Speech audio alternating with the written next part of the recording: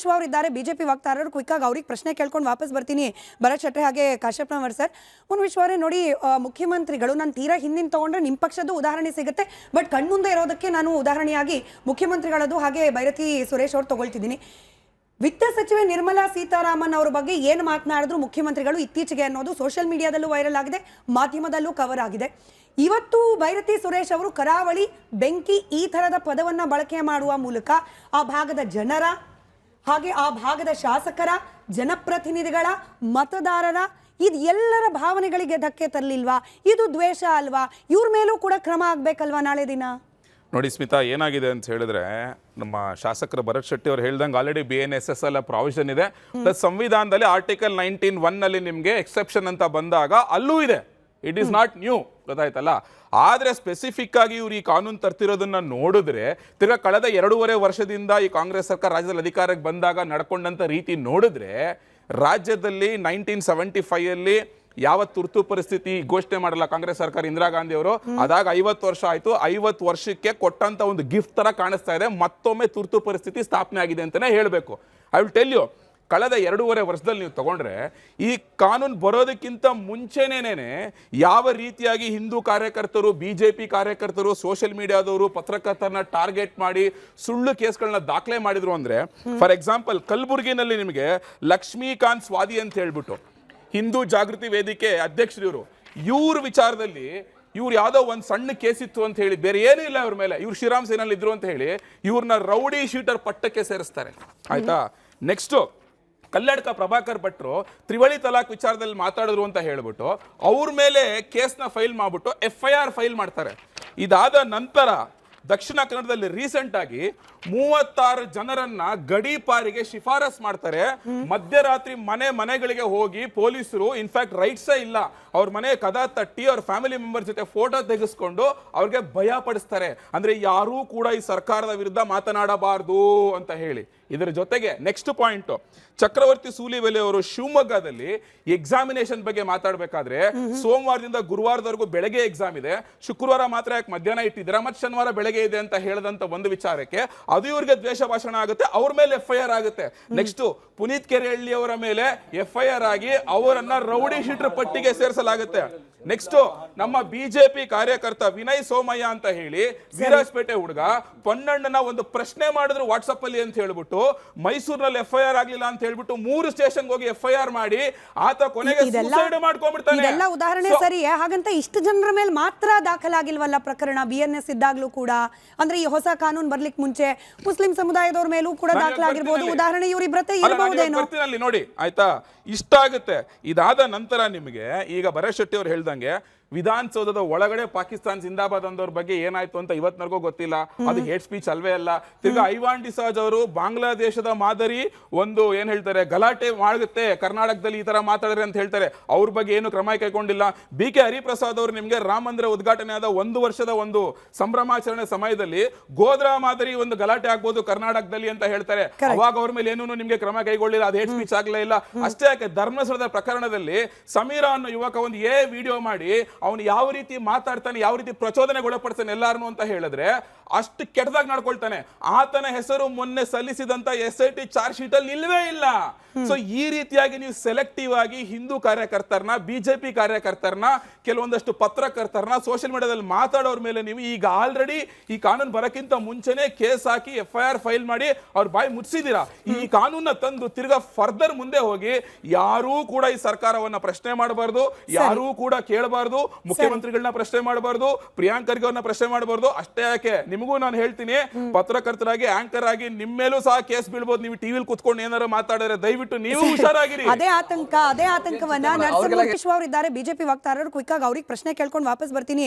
ಭರತ್ ಶೆಟ್ಟಿ ಹಾಗೆ ಕಾಶ್ಯಪ್ನವರ್ ಸರ್. ಮುನ್ ವಿಶ್ವ ಅವರೇ ನೋಡಿ, ಮುಖ್ಯಮಂತ್ರಿಗಳು ನಾನು ತೀರಾ ಹಿಂದಿನ ತಗೊಂಡ್ರೆ ನಿಮ್ಮ ಪಕ್ಷದ ಉದಾಹರಣೆ ಸಿಗುತ್ತೆ, ಬಟ್ ಕಣ್ಮುಂದೆ ಇರೋದಕ್ಕೆ ನಾನು ಉದಾಹರಣೆಯಾಗಿ ಮುಖ್ಯಮಂತ್ರಿಗಳದ್ದು ಹಾಗೆ ಬೈರತಿ ಸುರೇಶ್ ಅವ್ರು ತಗೊಳ್ತಿದ್ದೀನಿ.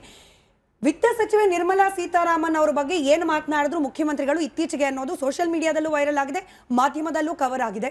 ಇವತ್ತು ಬೈರತಿ ಸುರೇಶ್ ಅವರು ಕರಾವಳಿ ಬೆಂಕಿ ಈ ಥರದ ಪದವನ್ನು ಬಳಕೆ ಮಾಡುವ ಮೂಲಕ ಆ ಭಾಗದ ಜನರ ಹಾಗೆ ಆ ಭಾಗದ ಶಾಸಕರ, ಜನಪ್ರತಿನಿಧಿಗಳ, ಮತದಾರರ ಇದೆಲ್ಲರ ಭಾವನೆಗಳಿಗೆ ಧಕ್ಕೆ ತರಲಿಲ್ವಾ? ಇದು ದ್ವೇಷ ಅಲ್ವಾ? ಇವ್ರ ಮೇಲೂ ಕೂಡ ಕ್ರಮ ಆಗ್ಬೇಕಲ್ವಾ ನಾಳೆ ದಿನ? ನೋಡಿ ಸ್ಮಿತಾ, ಏನಾಗಿದೆ ಅಂತ ಹೇಳಿದ್ರೆ ನಮ್ಮ ಶಾಸಕರು ಭರತ್ ಶೆಟ್ಟಿ ಅವರು ಹೇಳ್ದಂಗೆ ಆಲ್ರೆಡಿ BNSS ಎಲ್ಲ ಪ್ರಾವಿಷನ್ ಇದೆ. ಪ್ಲಸ್ ಸಂವಿಧಾನದಲ್ಲಿ ಆರ್ಟಿಕಲ್ 19(1) ನಲ್ಲಿ ನಿಮಗೆ ಎಕ್ಸೆಪ್ಷನ್ ಅಂತ ಬಂದಾಗ ಅಲ್ಲೂ ಇದೆ. ಇಟ್ ಈಸ್ ನಾಟ್ ನ್ಯೂ, ಗೊತ್ತಾಯ್ತಲ್ಲ. ಆದರೆ ಸ್ಪೆಸಿಫಿಕ್ ಆಗಿ ಇವ್ರು ಈ ಕಾನೂನು ತರ್ತಿರೋದನ್ನ ನೋಡಿದ್ರೆ, ತಿರ್ಗಾ ಕಳೆದ 2.5 ವರ್ಷದಿಂದ ಈ ಕಾಂಗ್ರೆಸ್ ಸರ್ಕಾರ ರಾಜ್ಯದಲ್ಲಿ ಅಧಿಕಾರಕ್ಕೆ ಬಂದಾಗ ನಡ್ಕೊಂಡಂತ ರೀತಿ ನೋಡಿದ್ರೆ, ರಾಜ್ಯದಲ್ಲಿ 1975 ಯಾವ ತುರ್ತು ಪರಿಸ್ಥಿತಿ ಘೋಷಣೆ ಮಾಡಲ್ಲ ಕಾಂಗ್ರೆಸ್ ಸರ್ಕಾರ, ಇಂದಿರಾ ಗಾಂಧಿ ಅವರು, ಅದಾಗ 50 ವರ್ಷ ಆಯ್ತು. 50 ವರ್ಷಕ್ಕೆ ಕೊಟ್ಟಂತ ಒಂದು ಗಿಫ್ಟ್ ತರ ಕಾಣಿಸ್ತಾ ಇದೆ. ಮತ್ತೊಮ್ಮೆ ತುರ್ತು ಪರಿಸ್ಥಿತಿ ಸ್ಥಾಪನೆ ಆಗಿದೆ ಅಂತಾನೆ ಹೇಳಬೇಕು.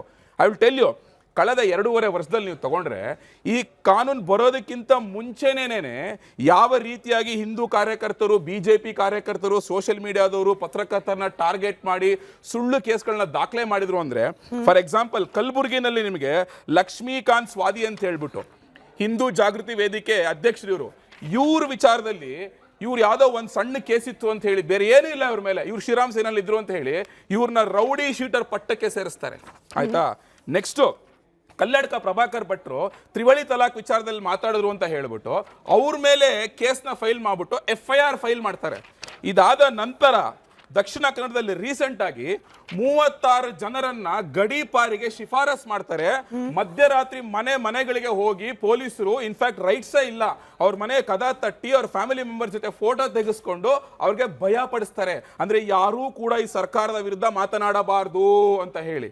ಇದರ ಜೊತೆಗೆ ನೆಕ್ಸ್ಟ್ ಪಾಯಿಂಟ್, ಚಕ್ರವರ್ತಿ ಸೂಲಿಬೆಲೆ ಅವರು ಶಿವಮೊಗ್ಗದಲ್ಲಿ ಎಕ್ಸಾಮಿನೇಷನ್ ಬಗ್ಗೆ ಮಾತಾಡಬೇಕಾದ್ರೆ, ಸೋಮವಾರದಿಂದ ಗುರುವಾರದವರೆಗೂ ಬೆಳಗ್ಗೆ ಎಕ್ಸಾಮ್ ಇದೆ, ಶುಕ್ರವಾರ ಮಾತ್ರ ಯಾಕೆ ಮಧ್ಯಾಹ್ನ ಇಟ್ಟಿದ್ದೀರಾ, ಮತ್ತೆ ಶನಿವಾರ ಬೆಳಗ್ಗೆ ಇದೆ ಅಂತ ಹೇಳಿದಂತ ಒಂದು ವಿಚಾರಕ್ಕೆ ಅದು ಇವ್ರಿಗೆ ದ್ವೇಷ ಭಾಷಣ ಆಗುತ್ತೆ, ಅವ್ರ ಮೇಲೆ FIR ಆಗುತ್ತೆ. ನೆಕ್ಸ್ಟ್ ಪುನೀತ್ ಕೆರೆಹಳ್ಳಿ ಅವರ ಮೇಲೆ FIR ಆಗಿ ಅವರನ್ನ ರೌಡಿ ಶೀಟರ್ ಪಟ್ಟಿಗೆ ಸೇರಿಸಲಾಗುತ್ತೆ. ನೆಕ್ಸ್ಟ್ ನಮ್ಮ BJP ಕಾರ್ಯಕರ್ತ ವಿನಯ್ ಸೋಮಯ್ಯ ಅಂತ ಹೇಳಿ ವೀರಾಜಪೇಟೆ ಹುಡುಗ ಪೊನ್ನಣ್ಣನ ಒಂದು ಪ್ರಶ್ನೆ ಮಾಡಿದ್ರು ವಾಟ್ಸಪ್ ಅಲ್ಲಿ ಅಂತ ಹೇಳ್ಬಿಟ್ಟು, ಮೈಸೂರಿನಲ್ಲಿ FIR ಆಗ್ಲಿಲ್ಲ ಅಂತ ಹೇಳ್ಬಿಟ್ಟು 3 ಸ್ಟೇಷನ್ ಹೋಗಿ FIR ಮಾಡಿ ಆತ ಕೊನೆಗೆ ಸೂಸೈಡ್ ಮಾಡ್ಕೊಂಡ್ಬಿಡ್ತಾನೆ. ಇದೆಲ್ಲ ಉದಾಹರಣೆ ಸರಿ, ಹಾಗಂತ ಇಷ್ಟು ಜನರ ಮೇಲೆ ಮಾತ್ರ ದಾಖಲಾಗಿಲ್ವಲ್ಲ ಪ್ರಕರಣ BNS ಇದ್ದಾಗ್ಲೂ ಕೂಡ. ಅಂದ್ರೆ ಈ ಹೊಸ ಕಾನೂನು ಬರ್ಲಿಕ್ಕೆ ಮುಂಚೆ ಮುಸ್ಲಿಂ ಸಮುದಾಯದವ್ರ ಮೇಲೂ ಕೂಡ ದಾಖಲಾಗಿರ್ಬೋದು. ಉದಾಹರಣೆ ಇವರಿಬ್ರತೆ ಇರಬಹುದೇನೋ ನೋಡಿ. ಆಯ್ತಾ? ಇಷ್ಟ ಆಗುತ್ತೆ. ಇದಾದ ನಂತರ ನಿಮಗೆ ಈಗ ಭರತ್ ಶೆಟ್ಟಿ ಅವ್ರು ಹೇಳ್ದಂಗೆ ವಿಧಾನಸೌಧದ ಒಳಗಡೆ ಪಾಕಿಸ್ತಾನ್ ಜಿಂದಾಬಾದ್ ಅಂದವ್ರ ಬಗ್ಗೆ ಏನಾಯ್ತು ಅಂತ ಇವತ್ತಿನವರೆಗೂ ಗೊತ್ತಿಲ್ಲ. ಅದು ಹೇಟ್ ಸ್ಪೀಚ್ ಅಲ್ವೇ ಅಲ್ಲ. ತಿರ್ಗಾ ಐವಾನ್ ಡಿಸಾಜ್ ಅವರು ಬಾಂಗ್ಲಾದೇಶದ ಮಾದರಿ ಒಂದು ಏನ್ ಹೇಳ್ತಾರೆ ಗಲಾಟೆ ಮಾಡುತ್ತೆ ಕರ್ನಾಟಕದಲ್ಲಿ ಈ ತರ ಮಾತಾಡ್ರೆ ಅಂತ ಹೇಳ್ತಾರೆ. ಅವ್ರ ಬಗ್ಗೆ ಏನು ಕ್ರಮ ಕೈಗೊಂಡಿಲ್ಲ. BK ಹರಿಪ್ರಸಾದ್ ಅವರು ನಿಮ್ಗೆ ರಾಮ ಮಂದಿರ ಉದ್ಘಾಟನೆ ಆದ 1 ವರ್ಷದ ಒಂದು ಸಂಭ್ರಮಾಚರಣೆ ಸಮಯದಲ್ಲಿ ಗೋಧ್ರಾ ಮಾದರಿ ಒಂದು ಗಲಾಟೆ ಆಗ್ಬೋದು ಕರ್ನಾಟಕದಲ್ಲಿ ಅಂತ ಹೇಳ್ತಾರೆ. ಅವಾಗ ಅವ್ರ ಮೇಲೆ ಏನೂ ನಿಮ್ಗೆ ಕ್ರಮ ಕೈಗೊಳ್ಳಿಲ್ಲ. ಅದು ಹೇಟ್ ಸ್ಪೀಚ್ ಆಗ್ಲೇ ಇಲ್ಲ. ಅಷ್ಟೇ ಯಾಕೆ, ಧರ್ಮಸ್ಥಳದ ಪ್ರಕರಣದಲ್ಲಿ ಸಮೀರ ಅನ್ನೋ ಯುವಕ ಒಂದು ವಿಡಿಯೋ ಮಾಡಿ ಅವನು ಯಾವ ರೀತಿ ಮಾತಾಡ್ತಾನೆ, ಯಾವ ರೀತಿ ಪ್ರಚೋದನೆಗೊಳಪಡ್ತಾನೆ ಎಲ್ಲಾರನು ಅಂತ ಹೇಳಿದ್ರೆ ಅಷ್ಟು ಕೆಟ್ಟದಾಗಿ ನಡ್ಕೊಳ್ತಾನೆ. ಆತನ ಹೆಸರು ಮೊನ್ನೆ ಸಲ್ಲಿಸಿದಂತ SIT ಚಾರ್ಜ್ ಶೀಟ್ ಅಲ್ಲಿ ಇಲ್ವೇ ಇಲ್ಲ.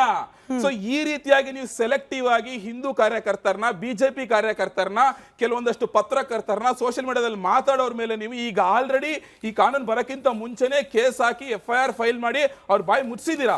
ಈ ಕಾನೂನ ತಂದು ತಿರ್ಗಾ ಫರ್ದರ್ ಮುಂದೆ ಹೋಗಿ ಯಾರೂ ಕೂಡ ಈ ಸರ್ಕಾರವನ್ನ ಪ್ರಶ್ನೆ ಮಾಡಬಾರ್ದು, ಯಾರೂ ಕೂಡ ಕೇಳಬಾರ್ದು, ಮುಖ್ಯಮಂತ್ರಿಗಳನ್ನ ಪ್ರಶ್ನೆ ಮಾಡಬಾರ್ದು, ಪ್ರಿಯಾಂಕ್ ಖರ್ಗೆ ಅವ್ರನ್ನ ಪ್ರಶ್ನೆ ಮಾಡಬಾರ್ದು. ಅಷ್ಟೇ ಯಾಕೆ, ನಿಮಗೂ ನಾನು ಹೇಳ್ತೀನಿ, ಪತ್ರಕರ್ತರಾಗಿ ಆಂಕರ್ ಆಗಿ ನಿಮ್ಮ ಮೇಲೂ ಸಹ ಕೇಸ್ ಬೀಳ್ಬೋದು. ನೀವು ಟಿವಿಲಿ ಕುತ್ಕೊಂಡು ಏನಾರು ಮಾತಾಡಿದ್ರೆ ದಯವಿಟ್ಟು ನೀವು ಹುಷಾರಾಗಿರಿ. ಅದೇ ಆತಂಕವನ್ನ ನರಸಿಂಹ ಅವರು ಇದ್ದಾರೆ, BJP ವಕ್ತಾರರು. ಕ್ವಿಕ್ ಆಗಿ ಅವ್ರಿಗೆ ಪ್ರಶ್ನೆ ಕೇಳ್ಕೊಂಡು ವಾಪಸ್ ಬರ್ತೀನಿ. ಭರತ್ ಶೆಟ್ಟಿ ಹಾಗೆ ಕಾಶ್ಯಪ್ನವರ್ ಸರ್, ಒಂದು ವಿಶ್ವರೇ ನೋಡಿ, ಮುಖ್ಯಮಂತ್ರಿಗಳು ನಾನು ತೀರಾ ಹಿಂದಿನ ತಗೊಂಡ್ರೆ ನಿಮ್ಮ ಪಕ್ಷದ ಉದಾಹರಣೆ ಸಿಗುತ್ತೆ, ಬಟ್ ಕಣ್ಮುಂದೆ ಇರೋದಕ್ಕೆ ನಾನು ಉದಾಹರಣೆಯಾಗಿ ಮುಖ್ಯಮಂತ್ರಿಗಳದ್ದು ಹಾಗೆ ಬೈರತಿ ಸುರೇಶ್ ಅವ್ರು ತಗೊಳ್ತಿದ್ದೀನಿ. ವಿತ್ತ ಸಚಿವೆ ನಿರ್ಮಲಾ ಸೀತಾರಾಮನ್ ಅವರ ಬಗ್ಗೆ ಏನು ಮಾತನಾಡಿದ್ರು ಮುಖ್ಯಮಂತ್ರಿಗಳು ಇತ್ತೀಚೆಗೆ ಅನ್ನೋದು ಸೋಷಿಯಲ್ ಮೀಡಿಯಾದಲ್ಲೂ ವೈರಲ್ ಆಗಿದೆ, ಮಾಧ್ಯಮದಲ್ಲೂ ಕವರ್ ಆಗಿದೆ. ಇವತ್ತು ಬೈರತಿ ಸುರೇಶ್ ಅವರು ಕರಾವಳಿ ಬೆಂಕಿ ಈ ಥರದ ಪದವನ್ನು ಬಳಕೆ ಮಾಡುವ ಮೂಲಕ ಆ ಭಾಗದ ಜನರ ಹಾಗೆ ಆ ಭಾಗದ ಶಾಸಕರ, ಜನಪ್ರತಿನಿಧಿಗಳ, ಮತದಾರರ ಎಲ್ಲರ ಭಾವನೆಗಳಿಗೆ ಧಕ್ಕೆ ತರಲಿಲ್ವಾ? ಇದು ದ್ವೇಷ ಅಲ್ವಾ? ಇವ್ರ ಮೇಲೂ ಕೂಡ ಕ್ರಮ ಆಗ್ಬೇಕಲ್ವಾ ನಾಳೆ ದಿನ? ನೋಡಿ ಸ್ಮಿತಾ, ಏನಾಗಿದೆ ಅಂತ ಹೇಳಿದ್ರೆ ನಮ್ಮ ಶಾಸಕರು ಭರತ್ ಶೆಟ್ಟಿ ಅವ್ರು ಹೇಳ್ದಂಗೆ ಆಲ್ರೆಡಿ BNSS ಎಲ್ಲ ಪ್ರಾವಿಷನ್ ಇದೆ. ಪ್ಲಸ್ ಸಂವಿಧಾನದಲ್ಲಿ ಆರ್ಟಿಕಲ್ 19(1) ನಲ್ಲಿ ನಿಮಗೆ ಎಕ್ಸೆಪ್ಷನ್ ಅಂತ ಬಂದಾಗ ಅಲ್ಲೂ ಇದೆ. ಇಟ್ ಈಸ್ ನಾಟ್ ನ್ಯೂ, ಗೊತ್ತಾಯ್ತಲ್ಲ.